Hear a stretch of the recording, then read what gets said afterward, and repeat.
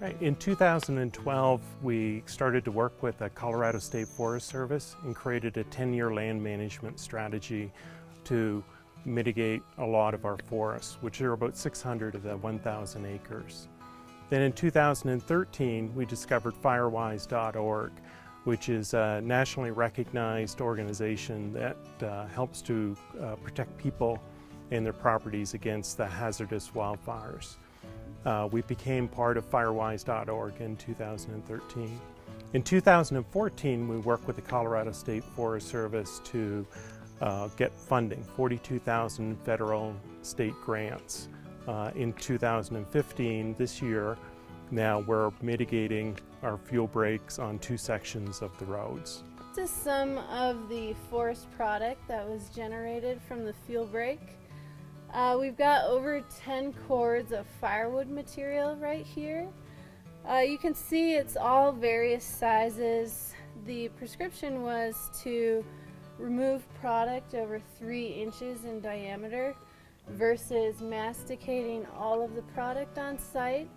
And that was just to have some better utilization and generate, local economies in this area. But it's also to remove some of that fuel loading from the forest itself.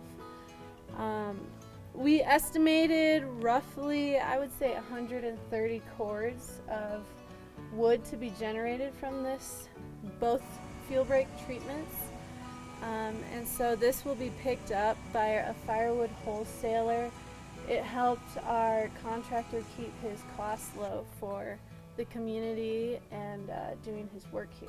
One of the things I really love about this, Carly, is the way I view it is this is previously hazardous material in the community, and now it has value in the marketplace. So not only are we making the community safer, but we're doing it economically. So our land management strategy has 7 land management recommendations. The first 3 have to do with wildfire mitigation. And we also are looking at restoring our aspen groves, doing soil erosion control, and replanting or reforestation in some areas of the preserve.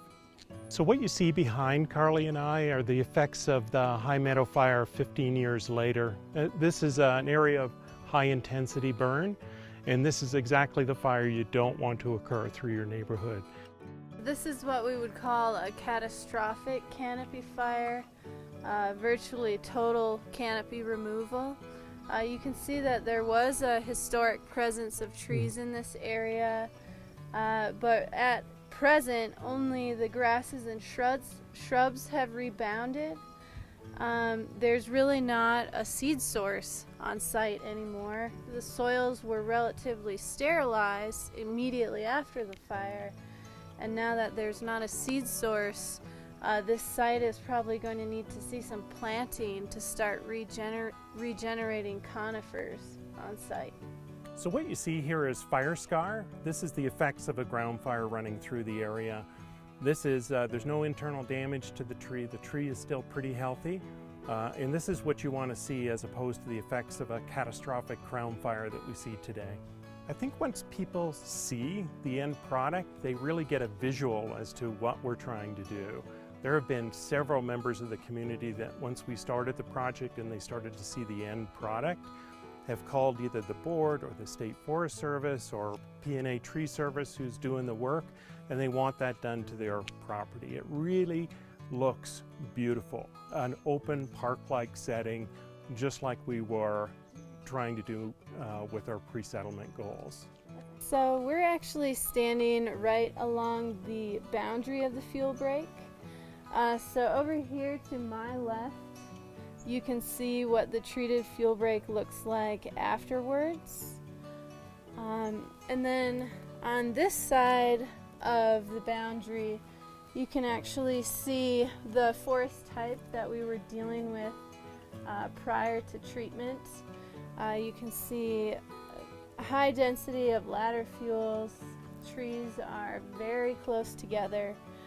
The landowner in this case, he owns on both sides of this boundary that we're at, and he liked the look and also the safety of the fuel break so much that he decided to have us go ahead and mark the whole lot for mitigation. And that's the kind of momentum we were trying to create in the community. Once they saw the final product and the aesthetic beauty that was maintained, it just wasn't clear-cutting trees down. We're trying to create that open park-like setting, and once they saw what that looked like, they really responded with their own marking and mitigation, which is really terrific and what we want to see. Yeah, we've had quite a response with voluntary defensible space inquiries and just general thinning on properties. My advice to other communities is get educated on the subject. There's several resources at the Colorado State Forest Service and firewise.org.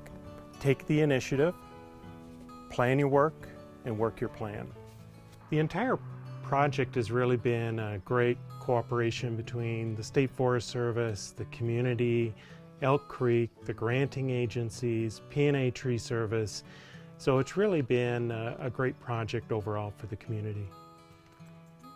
For more information about forest management and also wildfire mitigation, you can visit the Colorado State Forest Service website at csfs.colostate.edu, and also the Firewise Communities USA is another really great source of information.